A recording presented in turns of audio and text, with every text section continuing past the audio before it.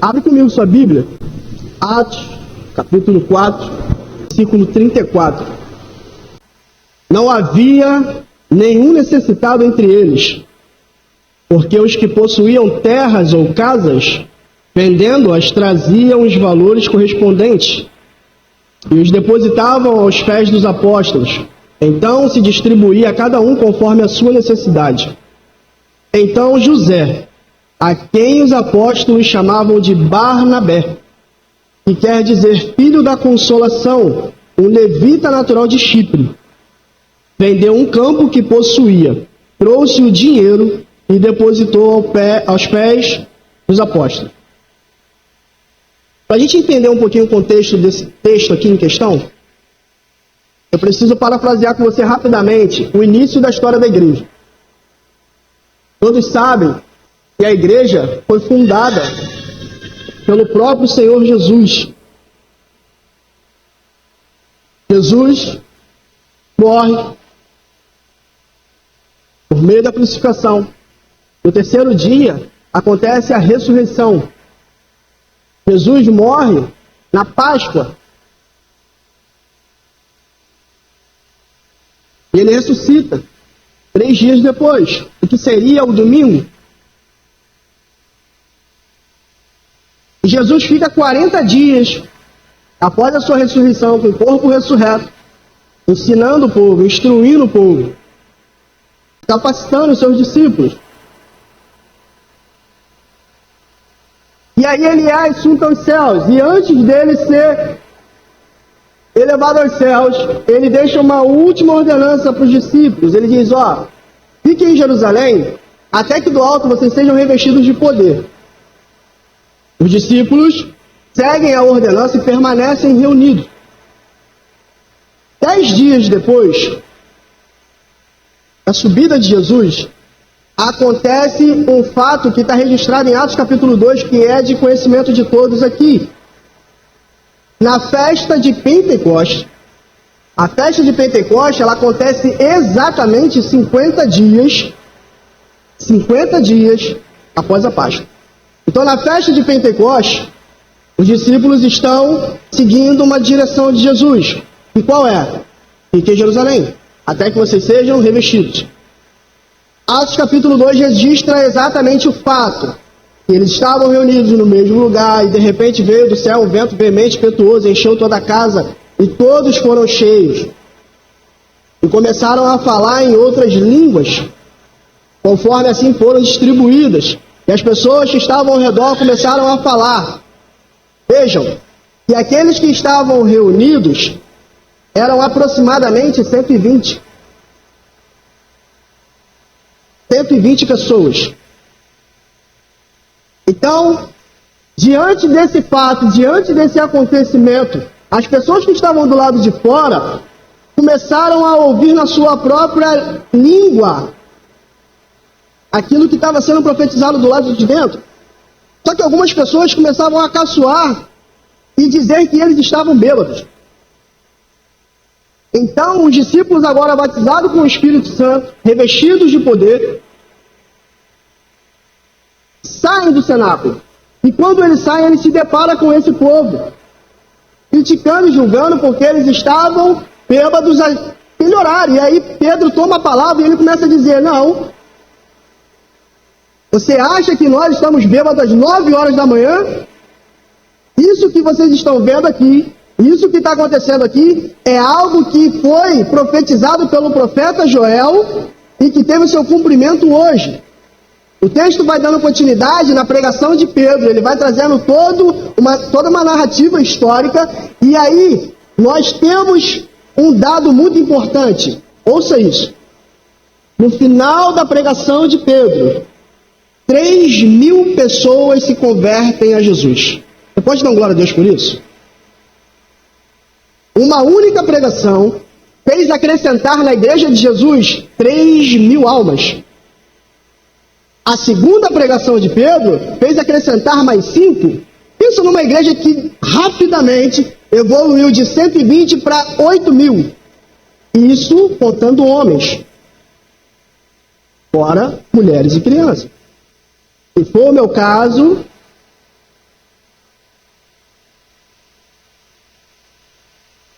Vocês entenderam?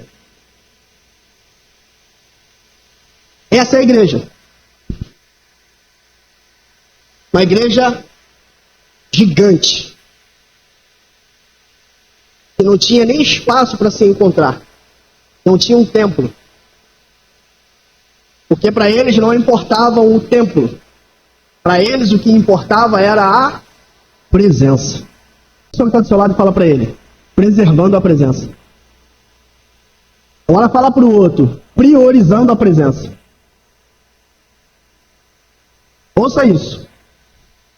Então a igreja estava muito grande. E a igreja começou a entender algumas coisas. Tinham pessoas de poder aquisitivo muito grande. E tinha pessoas que não tinham condições nenhuma. E aí ficava difícil para essas pessoas que tinham condições nenhuma, não tinham poder aquisitivo nenhum, se manter reunidas no mesmo propósito, sendo instruídos pelos apóstolos. Então o que a igreja começou a fazer? Eles começaram a se reunir, e aqueles que tinham posses começaram a vender todos os seus bens, suas propriedades. Tudo que eles tinham de valor, eles vendiam, e eles repartiam com aqueles que não tinham, para que todos ali pudessem ter condições de permanecer. Essa era uma prática da igreja primitiva fundada por Jesus, tendo seus fundamentos na doutrina dos apóstolos. Estão comigo até aqui? Então a gente chega no texto que nós acabamos de ler. Coloca para mim, por favor. Versículo 36. Então José, a quem os apóstolos chamavam de Barnabé, que quer dizer filho da consolação, um levita natural de Chipre, vendeu um campo que possuía e trouxe o dinheiro e depositou aos pés dos apóstolos. Deixa aí.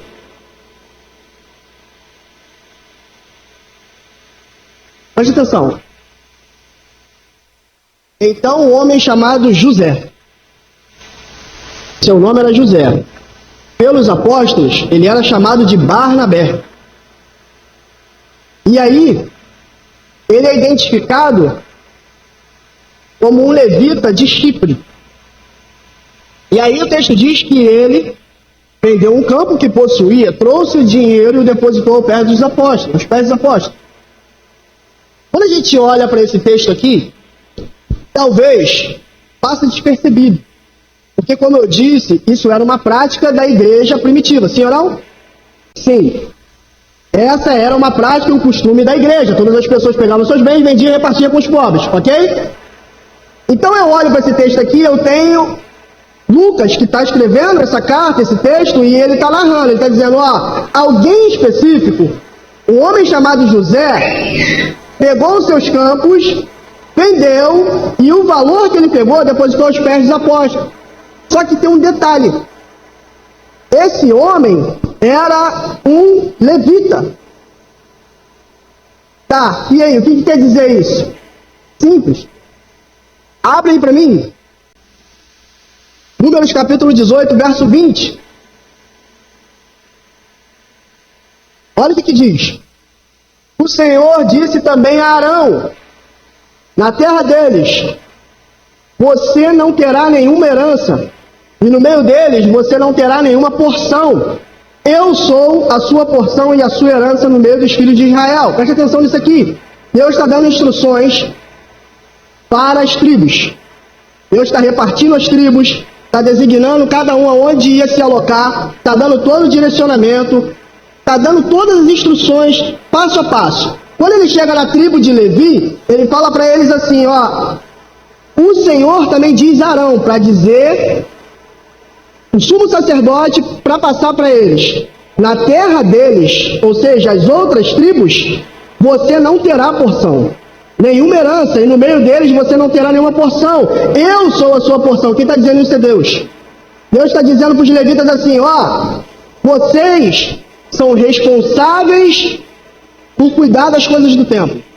Vocês são responsáveis por servir no templo. Vocês são responsáveis por levar esse povo e se manter na presença de Deus, o verdadeiro Deus. Só que, diferente deles, que vão para a guerra, vão para a batalha, e vão ter despojos, e vão repartir entre eles, vocês não têm porção nenhuma nisso, vocês não têm parte nisso, vocês não têm direito à terra, porque eu, o Senhor, sou a sua porção. Estão entendendo isso? Estão entendendo isso? Então os levitas não tinham direito de ter terra. Volta agora para o texto de Atos, capítulo 4, verso 36. Melhor, 37. Agora um levita, chamado pelos apóstolos de Barnabé, aparece com um campo.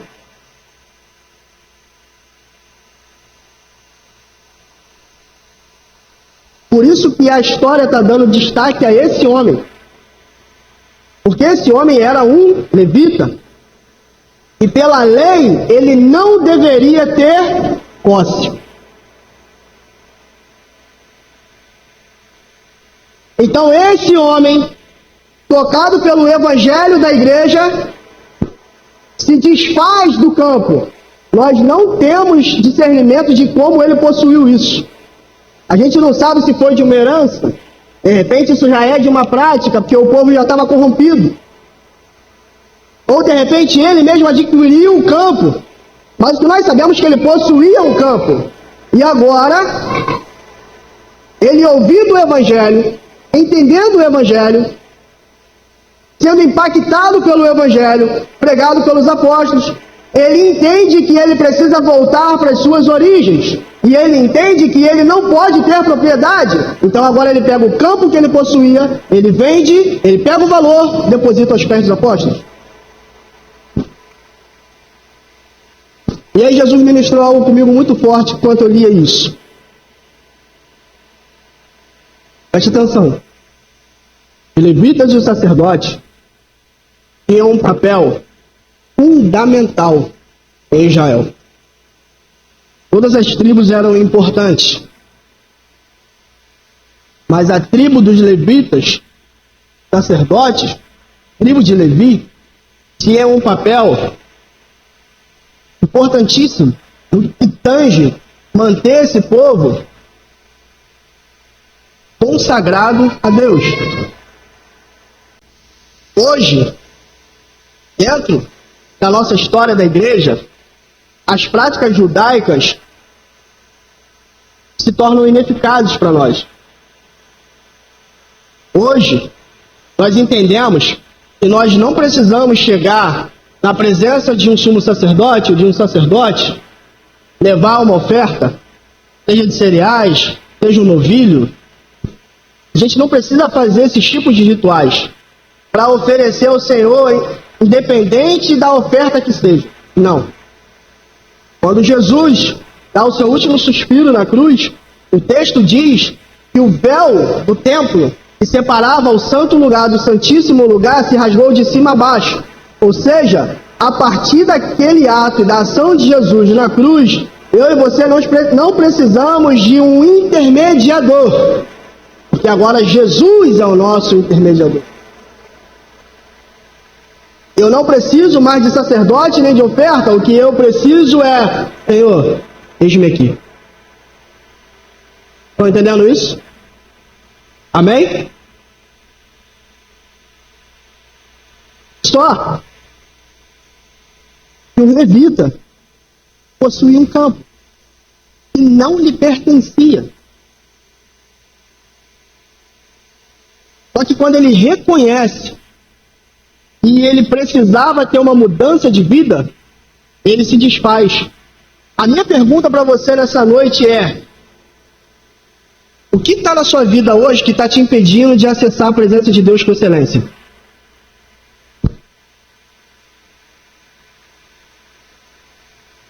Quando eu li esse texto, foi exatamente a pergunta que Jesus me fez.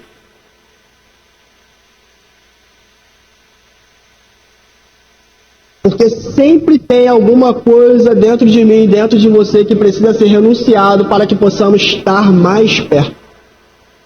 A questão não é estar na presença, a questão, como a Denise falou aqui, Ela disse, acho que foi mais ou menos isso. Tem pessoas que sabem entrar, mas tem pessoas que não sabem permanecer. Foi mais ou menos isso que ela disse. E é um fato. O difícil não é entrar na presença. O difícil é permanecer nela.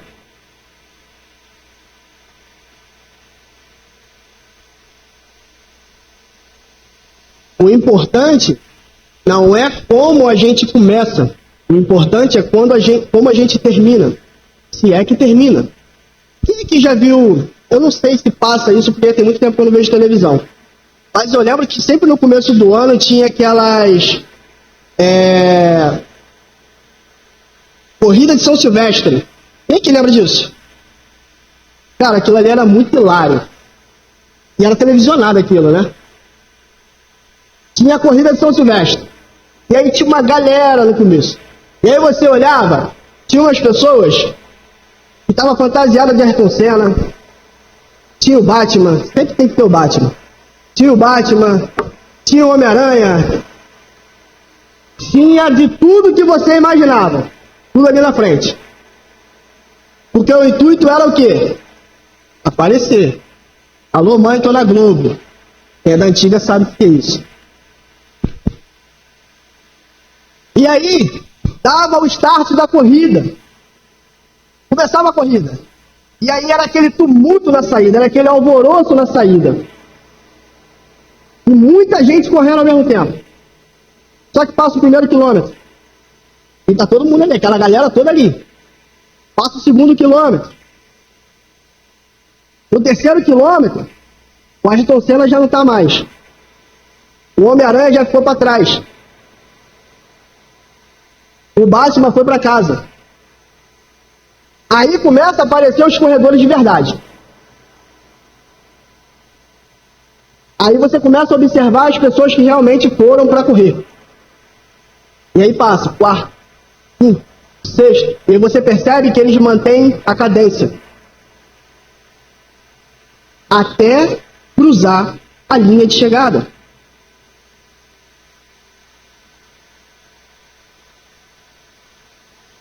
A questão não é como a gente começa, a questão é como a gente chega. O apóstolo Paulo diz assim, ó: eu combati o bom combate, eu terminei a carreira e eu guardei a fé. Eu não terminei a carreira porque eu fiquei sem fé. Eu não terminei a carreira porque eu estou desacreditado de Deus. Eu não terminei a minha carreira porque eu não acredito mais nas profecias que eu recebo. Não. Ele terminou a carreira e guardou a fé. Ele continuou crendo.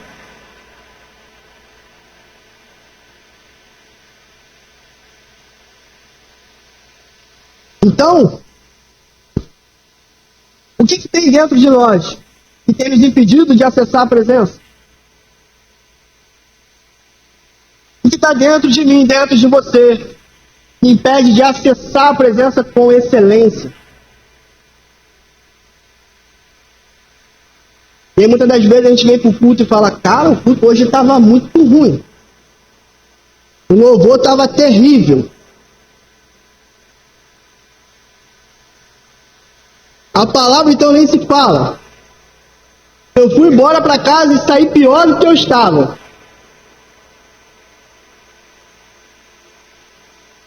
Talvez o culto estava ruim mesmo. Mas talvez você está em posse de algum sentimento que te impediu de acessar a presença. Talvez você está magoado com alguém e isso está te impedindo de acessar a presença. Talvez você guarda a mágoa de alguém e isso está te impedindo de acessar a presença.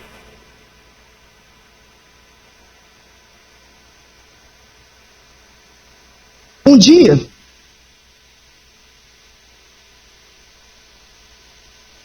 a arca de Deus, que representa a presença de Deus, foi tomada. Isso está lá em 2 Samuel. A arca foi levada. Perdão, 1 Samuel. E ela foi levada num cenário caótico para Israel. Caótico. Porque o sumo sacerdote, Eli, estava corrompido. Os seus filhos, os sacerdotes e os futuros, como sacerdotes Ófine e Finéias, também estavam corrompidos.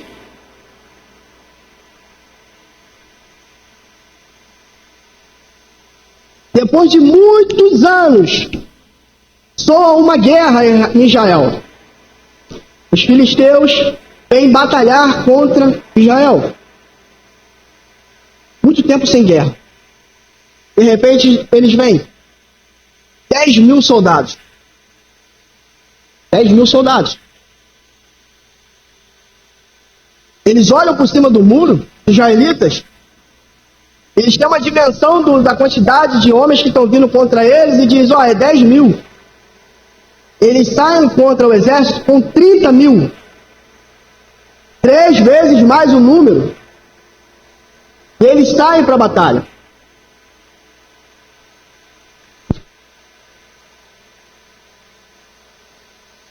O texto vai dizer que eles começam a guerrear no campo. Começam a batalhar no campo. E eles percebem que eles estão perdendo a batalha. E começam a cair homens de guerra. 1, 2, 5.000. 10.000 homens. De repente eles param, eles caem em si. Eles falam, por que a gente está perdendo?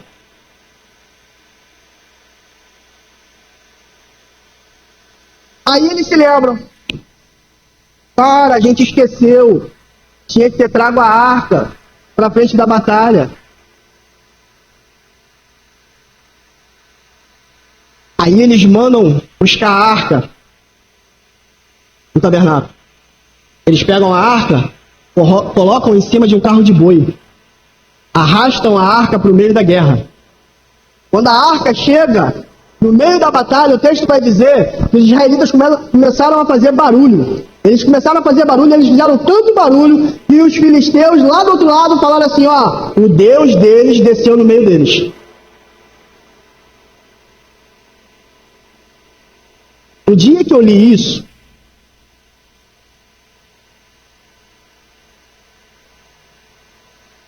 eu tive uma impressão muito gritante. Barulho não é sinônimo da presença de Deus.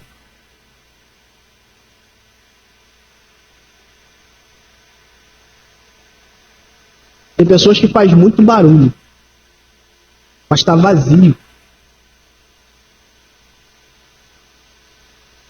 E aí, de repente, a arca chega. Só que os filisteus retomam a batalha. O texto vai dizer que morreram todos os soldados israelitas. Os filisteus mataram todos. Os filisteus tocaram fogo no campo. Mataram todos os bois. Pegaram a arca de Deus e levaram embora. Quando essa notícia chega no arraial, existe um pranto em Israel dos mais velhos, porque os mais novos nem sabiam o que era aquela arca. Levaram a arca de Deus. A esposa de um dos filhos de Eli, que estava grávida, dá à luz na hora da notícia. Sabe qual é o nome da criança? Icabô. Foi-se a glória de Deus. Isso está marcado na história de Israel. A arca foi embora. Pegaram a arca, colocaram dentro do templo de Dagon. Sabe o que aconteceu? No outro dia, a estátua gigante de Dagon estava caída, prostrada, diante da arca. Isso está lá em 1 Samuel, capítulo 4, se eu não me engano. Está prostrada diante da arca. Pegaram a estátua, levantaram ela de novo. No dia seguinte, quando eles entraram, a imagem de Dagon estava caída de novo diante da arca do Senhor. Só que dessa vez, a cabeça e as mãos estavam cortadas. Eles ficaram desesperados e falaram, essa arca não pode ficar conosco. Devolve essa arca. Pegaram a arca, colocaram no carro e mandaram embora. a arca voltou para Israel.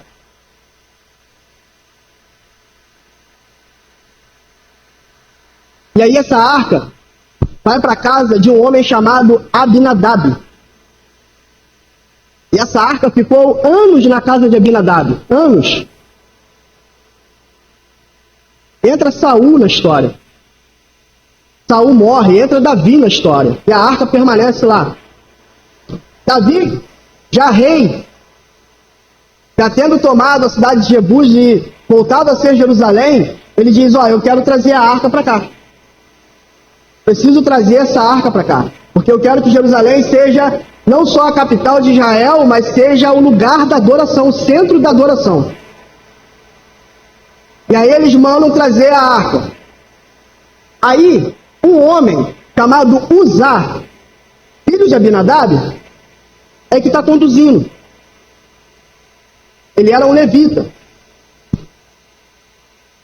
Ele diz assim, coloca a arca no carro de boi. Vamos levar. Pegam a arca, colocam no carro de boi.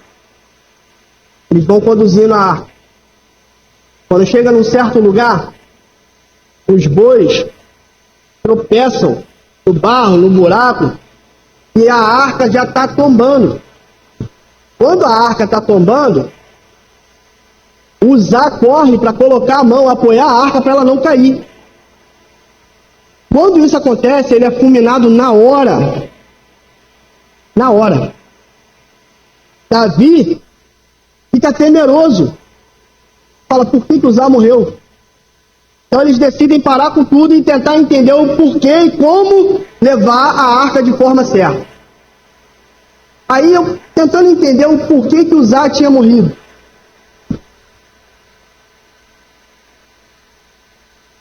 Segundo alguns teólogos, Uzá era um dos filhos de Abinadab. Uzá e Aiô estão juntos conduzindo.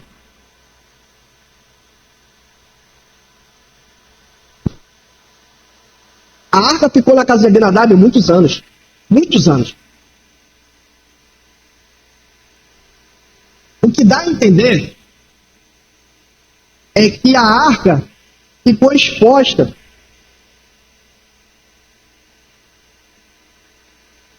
Eles sendo levitas, entendendo toda a forma de conduzir a arca, eles não fizeram.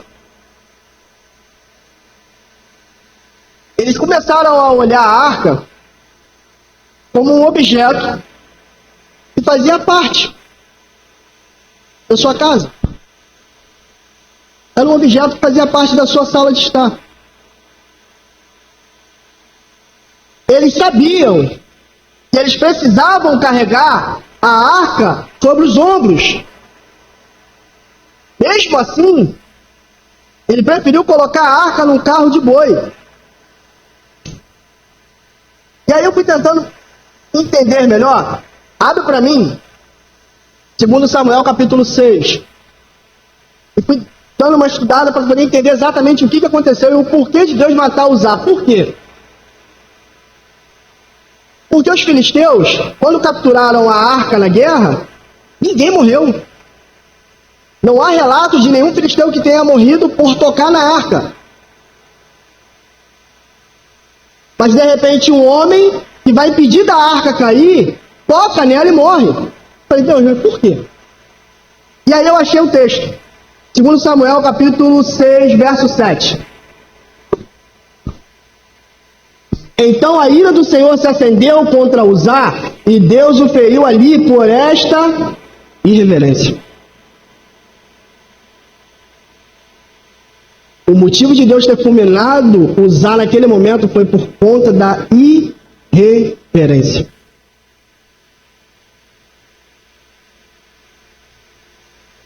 Posso abrir um parênteses aqui? Você me permite? Você me permite? Tem certeza? Vou abrir assim mesmo. Preste atenção. Eu sou de um tempo. Eu sou novo, tá, gente? Eu tenho 9 anos. Entenderam, né? Mas eu sou de um tempo em que a gente tinha reverência para entrar na casa de Deus.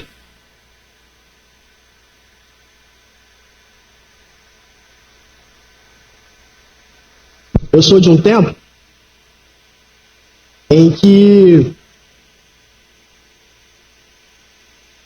quando a gente lia a palavra, todo mundo ficava em pé sem mandar. Não estou brigando com vocês, tá, gente? Eu pedi para vocês sentar. Só entendam. Eu sou de um tempo em que, quando havia manifestação profética em primeira pessoa, Deus falando à igreja, todo mundo parava, ficava em silêncio absoluto. Existia um temor na igreja.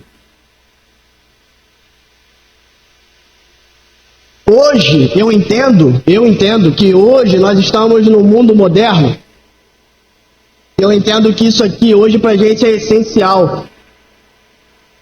Eu tenho algumas Bíblias instaladas aqui.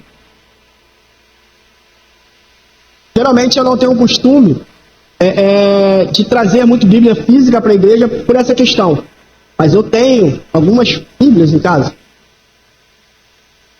Mas eu sou de um tempo que isso daqui não era um sinal de que eu sou crente.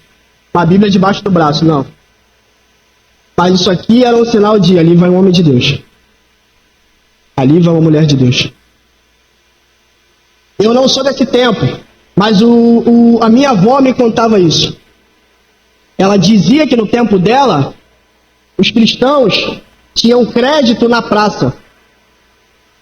Não se consultava SPC, Serasa, fazia análise de crédito, não. Você é cristão? Eu sou. Libera aí como que você quiser. Porque eles sabiam que ia ser pago.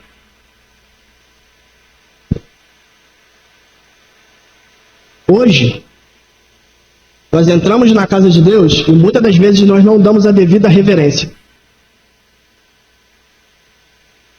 Nós viemos para a igreja, mas nós não viemos para o culto.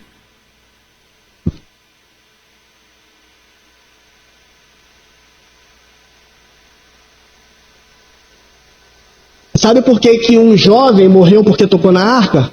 Pela falta da irreverência. Sabe o que eu quero te dizer? Se nós, agora eu estou falando aqui direcionado aos pais, se nós hoje não instruirmos os nossos filhos com reverência, amanhã eles podem ser que nem usar. Acessar isso aqui, mas não entender que é sagrado. Dá a mínima importância. E sabe qual é o resultado disso? Uma igreja neófita. E talvez até uma igreja ideologizada, como já existe. Sendo que nós somos protestantes. Nós não nos conformamos com esse mundo. Uzá morreu por falta de reverência. Eu e você precisamos entender que esse lugar aqui é santo. Não se trata das paredes, não se trata do templo, o espaço. Mas é o que está aqui. É a presença. E se eu não preservo essa presença, eu nunca vou acessar com excelência.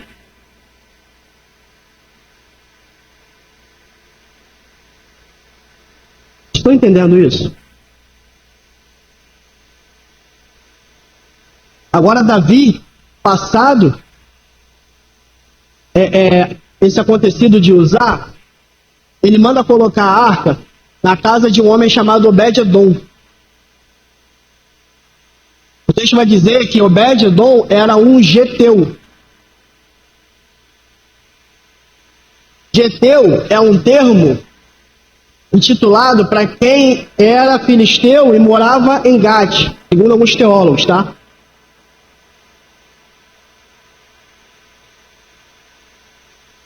Pegam a arca, colocam na casa desse homem, Obed-edom, só que ele morava na circunvizinhança de Israel. A arca ficou 3 meses lá. 3 meses. texto vai dizer que Obed-edom prosperou de forma extraordinária. A casa de Obed-edom prosperou de maneira extraordinária. Nós não temos relatos no tempo em que a arca ficou na casa de Abinadab, se ele prosperou ou não. Dá a entender que não. Só que de repente agora um homem que não é judeu recolhe a arca, entende o poder daquela arca, entende o peso que representa aquilo, porque é a presença de Deus. Só o fato dele entender isso, ele prosperou de maneira extraordinária. 3 meses. Então Davi entende que o fato dele ter prosperado era um sinal. Então agora ele sabe como fazer. Ele manda os levitas pegar a arca, colocar sobre os seus ombros e carregá-la até que chegasse em Jerusalém. E a cada passo que ele dava, ele sacrificava. Dava passos, sacrificava, até chegar. E foi assim. E dessa forma, a arca entrou em Jerusalém, porque eles entenderam que precisava ser feito com reverência. Posso te dizer uma coisa? Quer prosperar? Tenha reverência. Quer ser feliz? Tenha reverência. Quer sentir a presença de Deus? Tenha reverência. Nós começamos esse texto dizendo de um homem chamado José, por nome de Barnabé. Tinha um campo. E aí ele vendeu esse campo, desfez do campo, pegou tudo aquilo que ele tinha, depositou aos pés do apóstolo.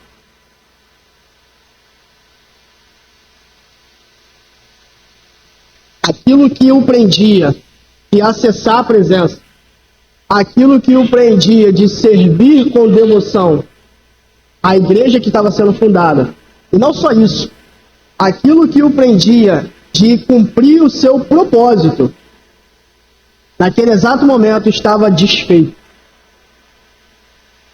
Porque ele entendeu que ele precisava de uma vida nova, transformada. Então aquilo que o impedia foi descartado. Quero te dizer nessa noite, que se existe algo dentro de você que tem te impedido de acessar, de estar e de permanecer na presença de Deus, eu quero te convidar nesse momento. Deixa de lado. Vamos abdicar disso hoje. Vamos liberar tudo isso hoje.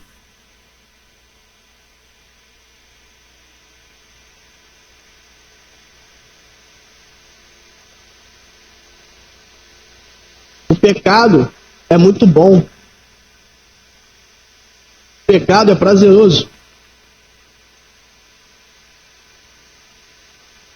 Mas o salário dele é a morte. Mas Deus tem vida e vida com abundância. Para mim e para você. Só que essa vida com Jesus, ela é uma vida que precisa ser vivida em santidade.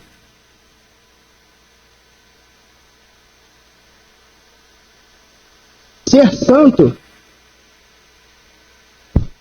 não significa ser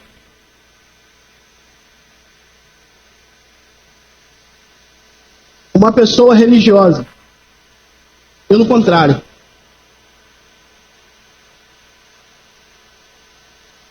Ser santo significa ser separado.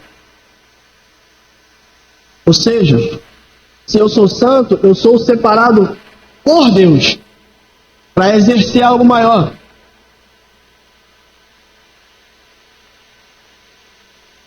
Existe um propósito estabelecido debaixo dos céus para mim e para você.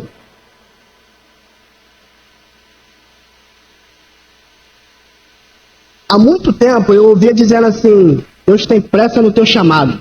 Quem já ouviu isso? Deus tem pressa no teu chamado, varão. Corre! Corre! Corre que ele tem pressa. Deixa eu te falar algo. Sabe o que eu descobri? Deus não tem pressa no teu chamado. Ele vai cumprir o propósito dele com você ou sem você. Só que ele deseja muito cumprir com você. É diferente. Ele tem um prazer imenso em cumprir o propósito com você. Ele quer contar com você para cumprir esse propósito. Mas se você não quiser, você tem o livre-arbítrio. Ele vai cumprir com outro. Tenha certeza disso.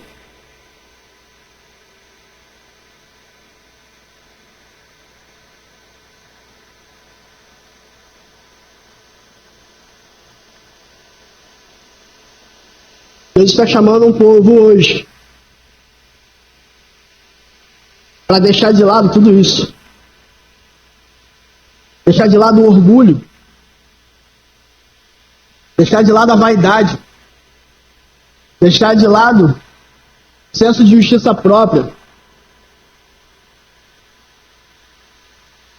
Deixar de lado a avareza. A amargura.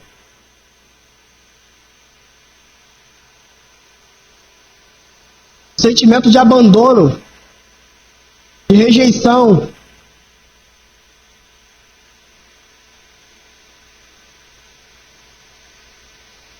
Para que você tenha uma vida, e uma vida em abundância, servindo com excelência e com reverência.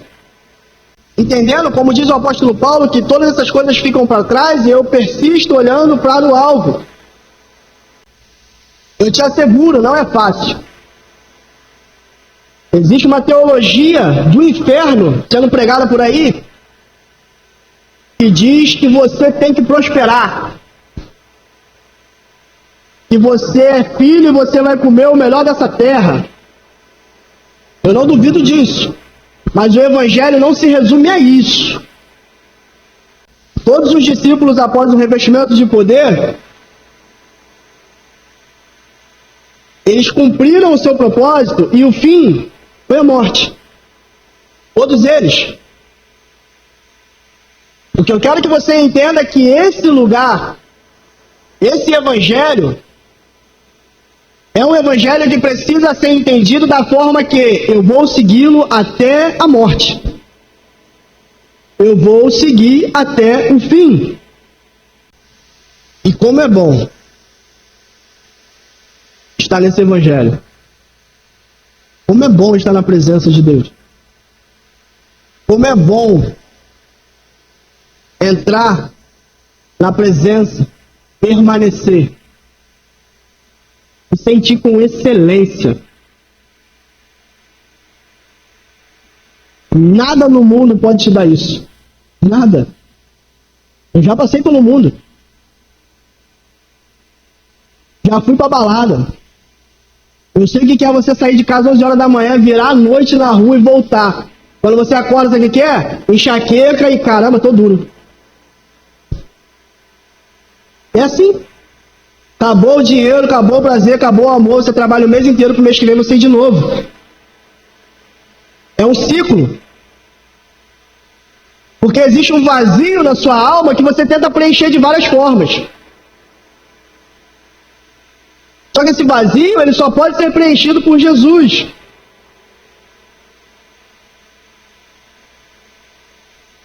Ele diz: eu sou o caminho, a verdade e a vida. Vida. E é isso que ele quer nos proporcionar nessa noite. Vida. Eu quero te fazer um convite. Sem apelo emocional. Mas se essa palavra falou com você, e entenda, todos nós, todos os dias precisamos nos limpar. Sabe o diamante? Quem conhece o processo de diamante, sabe que o diamante ele precisa ser lapidado até ele chegar à melhor forma. Então eu e você somos diamantes brutos que precisam ser lapidados, e todos os dias o ourive dos ourives está nos lapidando, até que cheguemos à estatura de varão perfeito. Então eu quero te convidar, se essa palavra fez sentido para você, e se você entende, Deus, eu preciso ser lapidado mais um pouquinho hoje. Eu entendi que eu preciso acessar a sua presença com excelência. Eu entendi, Deus, que eu preciso acessar com reverência. Eu entendi, Deus, que eu preciso estar num lugar de santidade. Eu queria te convidar, vem aqui no altar, vamos orar junto. Essa palavra fez sentido para você, eu queria te convidar, vem no altar.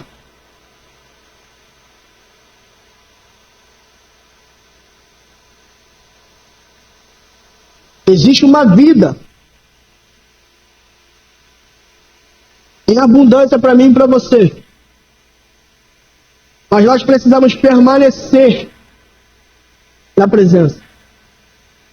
Porque é exatamente diante da presença que os nossos pecados são expostos. É diante da presença que o caráter fica exposto. E é diante da presença que a gente entende e reconhece, Deus, preciso mudar. Deus, eu preciso ser alguém melhor. Assim como o salmista Davi disse, escondi a tua palavra no meu coração para não pecar contra ti. Essa palavra precisa estar viva dentro de mim e dentro de você todos os dias. Todos os dias. E à medida que ela vai vivificando a minha alma, vai vivificando o meu espírito, o meu corpo vai abdicando dos prazeres do mundo.